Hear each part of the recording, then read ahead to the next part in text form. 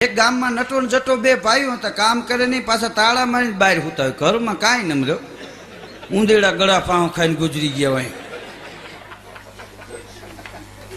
હા, તાળું મારીને હુતા હતા ને એમાં એક દી ચોરના નબળા ગ્રહથી ન્યા ફરાણો. તે ચોર કાળો ધાબળો ઓટીને ગયો તો આ બે ભાઈ બહાર હુતા હતા ને એમાં આમ ધાબળો મૂકીને તાળું તોડ્યું, અંદર ગયો, આમ હાથ ફેરવા માંડ્યો. ધોળે દી હાથમાં ન આવતું એની રાતે શું હોય એમ.